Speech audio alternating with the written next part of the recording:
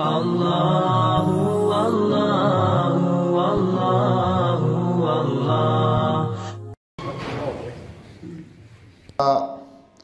वसलामुन अला इबादिहिल्लज़ीना इस्तफ़ा खुसूसन अला सय्यिदिर रुसुलि व ख़ातमिल अंबिया व अला आलिहि व अस्हाबिहि नुजूमिल हुदा। अम्मा बादु फ़अऊज़ु बिल्लाहि मिनश शैतानिर रजीम। बिस्मिल्लाहिर रहमानिर रहीम। व इज़ क़ाला लुक़मानु लिब्निही व हुवा यइज़ुहु या बुनय्य ला तुश्रिक बिल्लाह इन्नश्शिर्क लज़ुल्मुन अज़ीम। सदक़ल्लाहुल अज़ीम। औलाद की तरबियत कैसे करनी चाहिए, चूँकि ये एक ख़ास मौजू है। पिछला जुमा हमारा वालिदैन के हुकूक़ पर था। जहाँ अल्लाह ने वालिदैन के हुकूक़ रखे हैं, वहीं पे वालिदैन पर एक ज़िम्मेदारी रखी है कि औलाद की तरबियत कैसे करें। जब तक आप औलाद की तरबियत नहीं सही करेंगे, आपको औलाद से फैज़ नहीं मिलेगा, खिदमत नहीं मिलेगी, अदब एहतराम नहीं मिलेगा।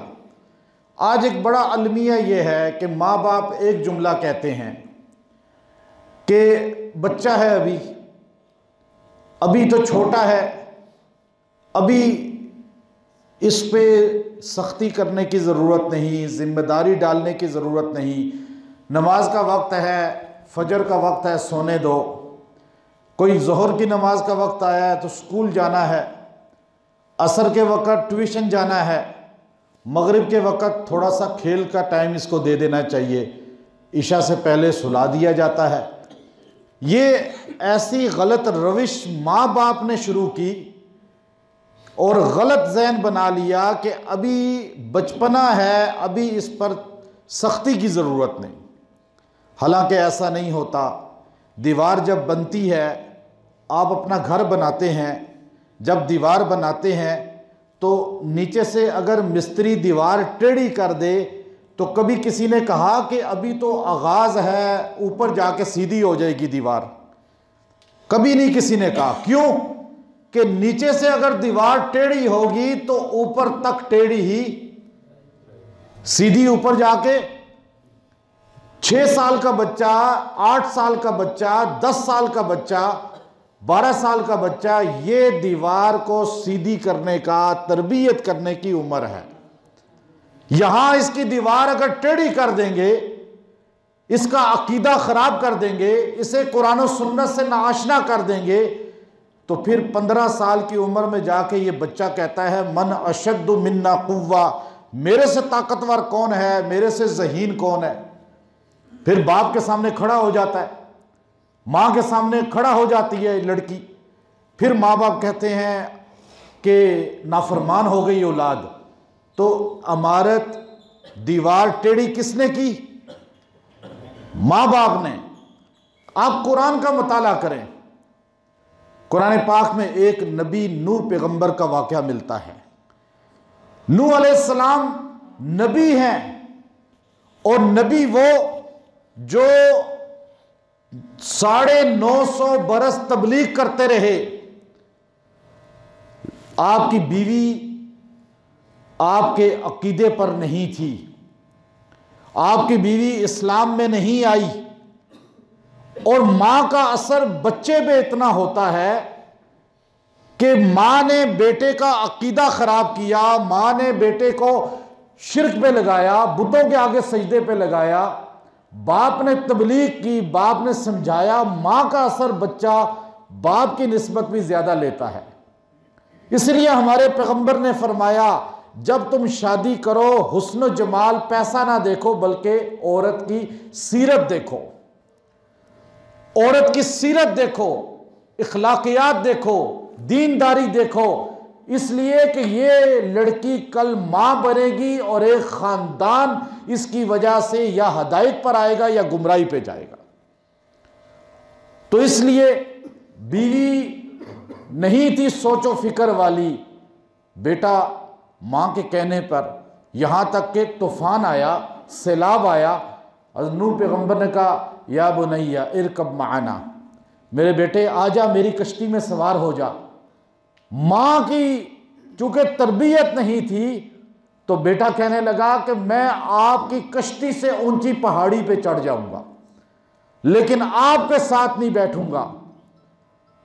और जहां मां की तरबियत है, 6-7 साल का बच्चा डाकुओं से कह रहा है कि तुमने मेरी तलाशी तो ले ली लेकिन सवाल पूछा है कि बच्चे बता तेरे पास पैसा है? तो मैं बता रहा हूं मेरी बगल के नीचे आस्तीन में मेरी मां ने पैसे सिए थे, वो पैसे छुपाए थे, लेकिन झूठ बोलना मेरी मां ने फरमाया था बेटा अब्दुल कादिर तूने झूठ नहीं बोलना। तो मैं मां की तरबियत को कैसे भूल जाऊं, कैसे उसका हुक्म भूल जाऊं? मैंने सच बोला। डाकुओं का सरदार अब्दुल कादिर जिलानी रहमतुल्लाह अलैह के इस जवाब से ताइब होकर आपके कदमों में बैठ गया। ये पीराने पीर बने बेटे, ये जिलानी वक्त बना, ये गौसुल वक्त बना। ऐसे बेटे अब्दुल कादिर जिलानी नहीं बनते जब तक मां और बाप तरबियत ना करें। अनस इब्न मालिक रजी अल्लाह ताला अन्हो, आपकी वालिदा उम्मे सुलैम थी, आपके वालिद मालिक थे। उम्मे सुलैम वालिद इनके मालिक जो थे शोहर उम्मे सलेम के सफ़र पे थे। इनको नबी सल्लल्लाहु अलैहि वसल्लम की बातें सुन के इतना दिल पे असर हुआ कि फ़ौरन कलमा पढ़ लिया, खामन का इंतज़ार ही नहीं किया। जब खामन वापस आए तो उम्मे सुलैम ने कहा कि मैंने तो कलमा पढ़ लिया है, मेरा दिल तो मुतासिर हो गया है। मैंने सोचा कि क्या पता आपके इंतज़ार करते करते मुझे मौत आ जाए और मैं कुफर की हालत में चली जाऊं। मैंने इसलिए मोहम्मद अरबी सल्लल्लाहु अलैहि वसल्लम पर ईमान ले आई हूं। मालिक ने कहा नहीं, आपने जल्दबाजी की, ऐसा नहीं करना चाहिए था। अनस छोटे से बच्चे थे, खेल रहे थे। बुलाया अनस इब्न मालिक को। बाप ने कहा बेटा अनस, मैं भी उस नबी पर ईमान नहीं लाऊंगा, तू भी ईमान ना लाना। उम्मे सुलैम ने कहा बेटा मैं उसको सच्चा मान चुकी हूं और उनसे बड़ा सच्चा कोई नहीं है, मैं उन पर ईमान लाई हूं, तू मेरा बेटा है, मेरे दूध की लाज रख, उन पर ईमान ले आ। अनस इब्न मालिक रजी अल्लाह ताला अन्हु माँ की गोद में चले गए और फरमाया मैं भी ईमान लाऊंगा जिस पे मेरी माँ ईमान लाई है। अब आप देखिए, माँ ने वहाँ दुआ दी, ला के रसूलुल्लाह को पेश करते हुए फरमाया या रसूलल्लाह मेरा बेटा आज के बाद आपका नौकर रहेगा। और ये नौकर सही मानों में था, ऐसे नौकर नहीं था जैसे आज हमारे माँ बाप बच्चों को नौकर रसूल, गुलाम रसूल का नारा लगवाते हैं रबीउल अव्वल में, उसके बाद पता ही नहीं होता गुलामी किसको कहते हैं। ये गुलामी नहीं थी जो हमारे मुआशरे में बच्चों को सिखाई जाती है। हमारे बच्चे अंग्रेज के गुलाम पैदा हो रहे हैं, यूरोप के गुलाम पैदा हो रहे हैं, दुनिया कुफर के गुलाम पैदा हो रहे हैं, गुस्ताखाने रसूल के गुलाम बन रहे हैं, अदाकारों गुलकारों के गुलाम बन रहे हैं। नहीं, तरबियत तो गुलामी रसूल की नहीं है। अनस इब्न मालिक को ला के रसूलुल्लाह को पेश करते हुए फरमाया या रसूलल्लाह मेरा बेटा छोटा है लेकिन आपका नौकर रहेगा, खादिम रहेगा। 10 साल रसूलुल्लाह की खिदमत की है। ऐसे गुलाम रसूल थे और खुद फरमाते हैं 10 साल में एक मर्तबा भी मुझे दो जहां के सरदार ने झिड़का नहीं है, डांटा नहीं है। मैंने कभी आपके चेहरे पे नागवारी नहीं देखी, कभी आपने मेरे कान को नहीं दबाया, कभी आपने मुझे गुस्सा नहीं किया। मुहद्दिसीन ने लिखा, ये जुमला तो आप सारे जानते हैं कि उनको रसूलुल्लाह ने कभी डांटा नहीं, कभी आपने उनको गुस्सा नहीं किया, लेकिन इसका दूसरा पहलू भी तो देखें। इसलिए नहीं डांटा, इसलिए नहीं झिड़का कि अनस ने कभी रसूलुल्लाह को नाराज ही नहीं किया, कभी आपकी मर्जी के खिलाफ कोई काम किया ही नहीं, कभी आपको नागवारी का कोई काम किया ही नहीं। इसलिए हमारे नबी को कभी उनकी कोई बात नागवार नहीं गुजरी। तो औलाद की तरबियत यहां से होती है। अल्लाह कुरान में कहता है या अय्युहल्लज़ीना आमनू कू अनफुसकुम व अहलीकुम नारा, ए इंसानों, ए ईमान वालों, अपने आप को और अपने घर वालों को दोज़ख से बचाओ। अल्लाह के पैगंबर ने हदीस में फरमाया, अद्दिबू औलादकुम, अपनी औलाद को आदाब बताओ, अहलुल बैत के, अस्हाब रसूल के, नबी के, अल्लाह के। औलाद को ये चीज़ें सिखाने की हैं। कब सिखाई जाती हैं और सिखाने का तरीका क्या है? डंडे के साथ नहीं, गालियां देकर नहीं। आज माँ बाप क्या करते हैं? औलाद को गालियां देनी शुरू कर देते हैं, माएँ कोसना शुरू कर देती हैं। ये तरबियत नहीं है। याद रखें, इससे बच्चा बागी हो जाता है, वो बागी होके आदि मुजरिम बन जाता है। आप औलाद को प्यार से समझाएं। हज़रत लुकमान जैसे पैगंबर का अल्लाह ने कुरान में ज़िक्र किया। और आप देखिए, औलाद की तरबियत पर सूरह लुकमान का दूसरा रुकू जामे तरीन रुकू है। हर माँ बाप को उसका तर्जमा तफसीर पढ़नी चाहिए। कोई भी माँ बाप हैं, बल्कि शादी से पहले इंसान उसका सही तरीके से मुताला करे कि इंसान को पता चले कि अपनी औलाद को कैसे वो अल्लाह रसूल की फरमाबरदार बना सकता है। जिसकी औलाद नबी की गुलाम नहीं है, वो इंसान लावलद है, बे औलादा है। क्योंकि मरने के बाद इसकी कब्र पे जो ना आ सके, जो बाप का जनाजा ना पढ़ सके, जो माँ बाप के लिए दुआ ना कर सके, जो उसकी कब्र को मुनव्वर ना करा सके, तो वो औलाद माँ बाप के लिए ऐसे है जैसे पैदा ही नहीं हुई। अल्लाह ने नबी अलैहिस्सलाम के दुश्मनों के लिए फरमाया, इन्ना शानिया का हुवल अबतर। नबी आपको ये कहते हैं कि आपकी औलाद नहीं आगे चली, आपके बेटे नहीं हुए, आपके दुश्मन लावलद होंगे, इसलिए कि उन दुश्मनों जो आपके मुखालिफ हैं उनकी औलाद कल उनके लिए हाथ उठाने वाली नहीं होगी, या हाथ उठा भी लेगी, उनकी कब्र के लिए कोई रोशनी का जरिया नहीं बनेगी, इसलिए कि वो काफिर मरे हैं, तो इसलिए वो लावलद हैं, बे औलादे हैं। तो इसलिए हज़रत लुकमान अलैहिस्सलाम ने अपने बेटे को समझाते हुए, देखें कितने अदब एहतराम, बेटे औलाद का भी एक आदाब है। हम तो समझते हैं कि हमने औलाद को डांटना ही है, गुस्सा ही करना है। माँ बाप को औलाद के साथ ऐसे रवैया होना चाहिए कि बाप और माँ को देखकर वो खुश हो जाएं। बाप घर में जाए तो बच्चे खुश हो जाएं जैसे बाहर आ गई है। अब यहाँ जब वालिद घर जाता है तो बच्चे सहम के डर के कमरों में घुस जाते हैं, तो ये बाहर नहीं आ गई, ये खज़ां आ गई है। यहीं से आपका घर ख़राब होना शुरू हो गया है। जब बच्चे बड़े होंगे और आपसे भागेंगे, और बड़े होंगे तो दुआ करेंगे कि अब्बा कहीं चला जाए या दुनिया से ही चला जाए। ऐसी है ना औलाद आज। तो आप माँ बाप जब तरबियत अच्छी करते हैं, मैं अभी मौलाना तारिक जमील साहब से मिलने जब तलम्बा गया तो उनके बेटों को देखा, तो मुझे उनके भतीजे हैं रिश्ते में लगते, उन्होंने चाय के लिए ले गए उनका जो हॉस्पिटल बनाया है, तो मुझे वो कहने लगे, मैं आपको वल्लाह बताऊं कि अब एक ज़िंदगी उनकी लोगों के लिए है, मौलाना तारिक जमील साहब की, एक अपने घर वालों के लिए। कहते हैं उनके मुलाजिम, उनके पास काम करने वाले, यहाँ तक कि उनके बच्चे भी मौलाना तारिक जमील साहब को देखकर खुश हो जाते हैं और उनके साथ वक्त गुजारना अपनी सादत समझते हैं, और खुशी में, अदब में, एहतराम में। और घर में अभी होते हैं तो बच्चे ऐसे खुश और ऐसे उनके साथ जो है ना खिलखिला रहे और ऐसे खुशी के माहौल में होते हैं। अब ये ज़ाहिरी ज़िंदगी भी इंसान की ऐसी होनी चाहिए, दुनिया वालों के सामने, घर के अंदर भी ऐसी ज़िंदगी होनी चाहिए, तब औलाद फिर दीन का काम करती है, वरना औलाद क्या करेगी। आज जैसे माँ बाप औलाद पर मुसल्लत हुए होते हैं, ऐसे नहीं। अब लुकमान कैसे बता रहे हैं अलैहिस्सलाम अपने बेटे के लिए, हमें कुरान बता रहा है, व इज़ क़ाल लुकमान लिब्निही व हुवा यइज़ुहु। लुकमान अलैहिस्सलाम अपने बेटे को नसीहत करते हुए कह रहे हैं, या बुनैया, ए मेरे बेटे। अब कितना मोहब्बत का जुमला है, मेरे बेटे। लड़का भी कह सकते थे, या लड़के, नहीं, मेरे बेटे, मोहब्बत से। अब आप देखें ना, प्यार, मोहब्बत, इखलाक ऐसी चीज़ है कि आप बड़े बड़े दुश्मनों को सीधा कर सकते हैं, अपने करीब ला सकते हैं। और बद अखलाकी ऐसी चीज है कि आपका खून आपसे मुतनफर हो जाएगा, खानदान मुतनफर हो जाते हैं।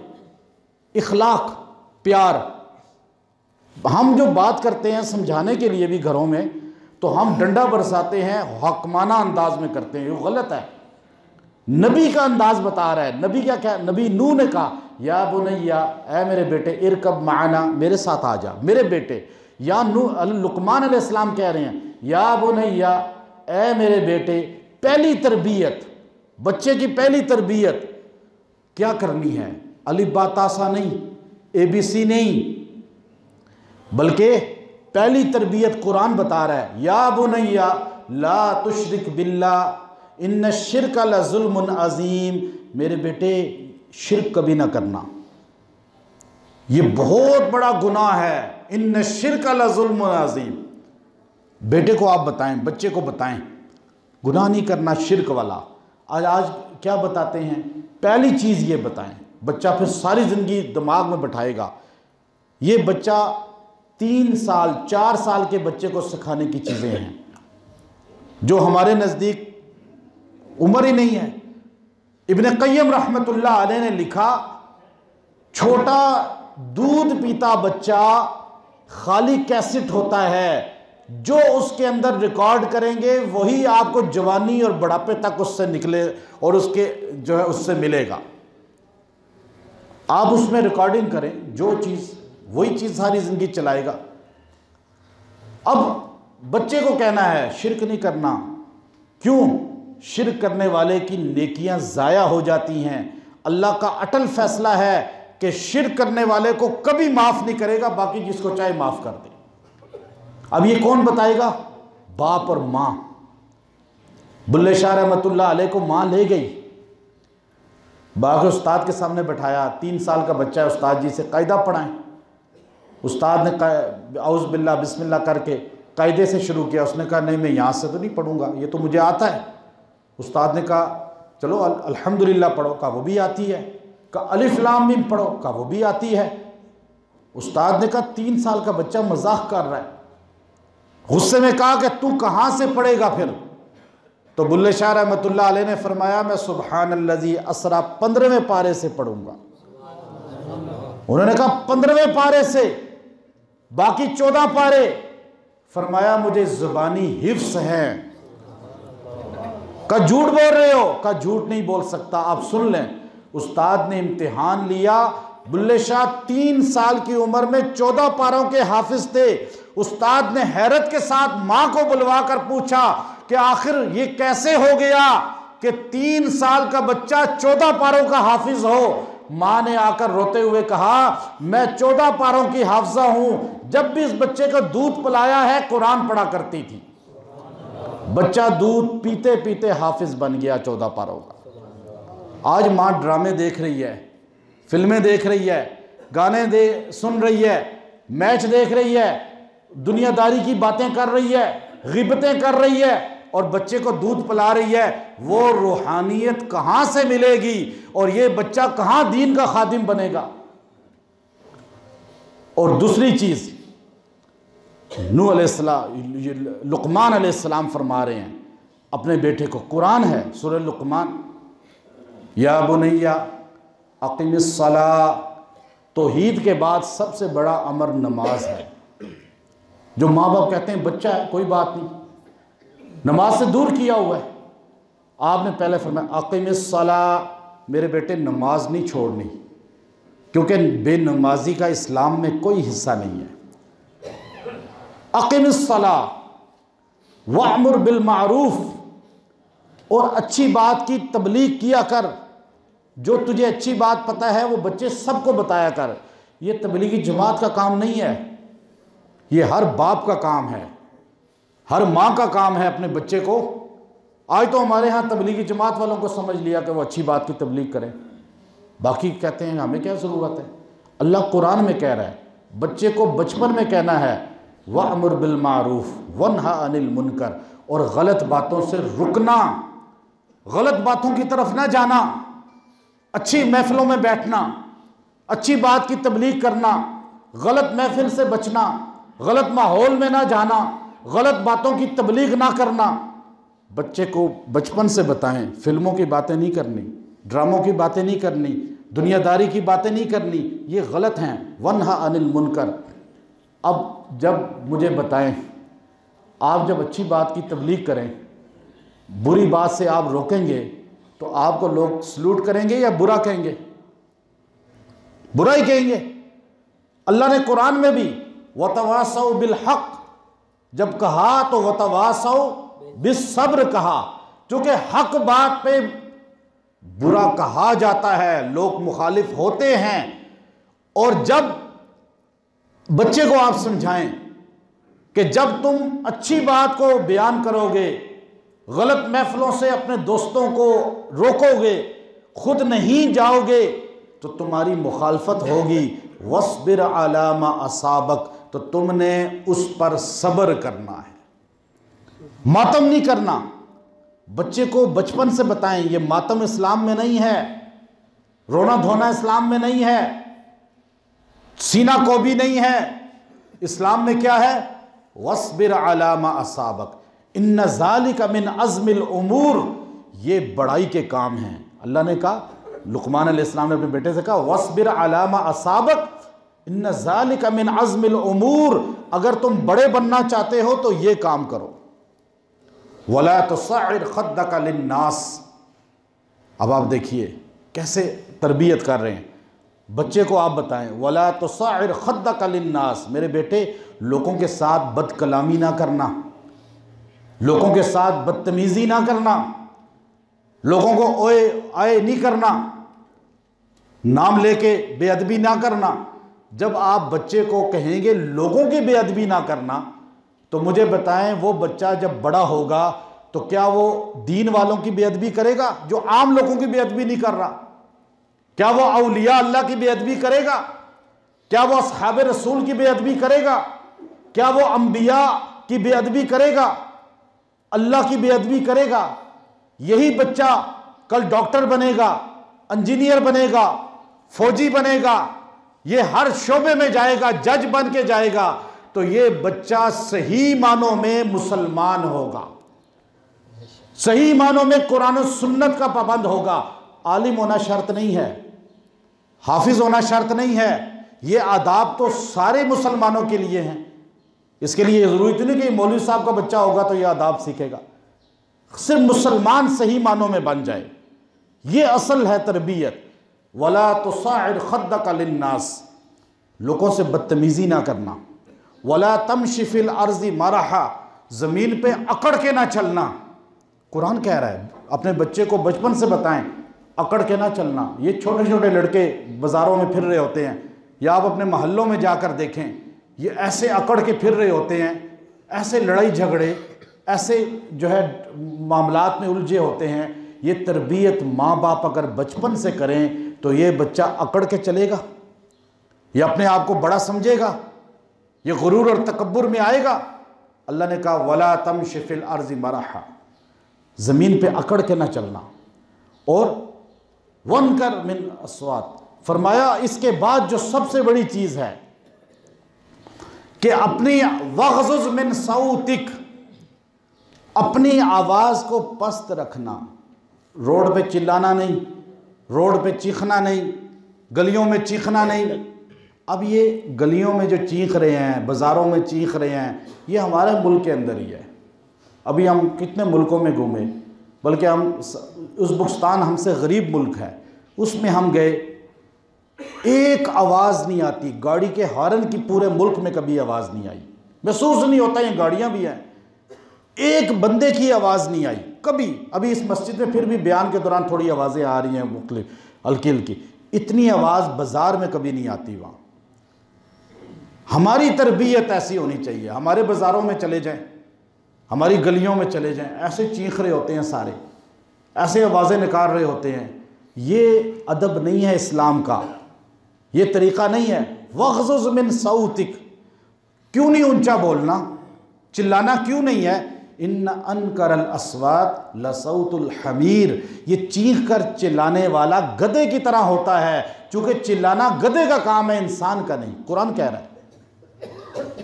अब हम जानवरों के जो है ना, हमारे अंदर सारी बुराइयां आ रही हैं तरबियत ना होने की वजह से। माँ बाप ये औलाद की तरबियत करें जो कुरान में बयान हुई है। तो मुझे बताएं, जो मैंने बातें आपके सामने बयान की हैं, ये चीज़ें औलाद अपना ले तो वो औलाद माँ बाप के लिए दुनिया में जन्नत बनेगी या नहीं? लेकिन कौन बनाएगा? आपके एम्स एजुकेशन बनाएंगे, बिकन हाउस वाले बनाएंगे? मुझे बताएं, आपकी यूनिवर्सिटियाँ बनाएंगी? वहाँ ये तरबियत है? वहाँ तो दीन से बेजार पैदा किए जा रहे हैं, वहाँ तो थोड़े बहुते दीनदारों को भी बेदीन बना दिया जाता है। आप अपने बच्चों के ईमान की फ़िक्र करें, अल्लाह आपकी कब्र को मुनव्वर कर देगा इंशाअल्लाह। 8 मार्च को मैं आपको एक चीज़ अल्लाहु अल्लाहु अल्लाहु अल्लाह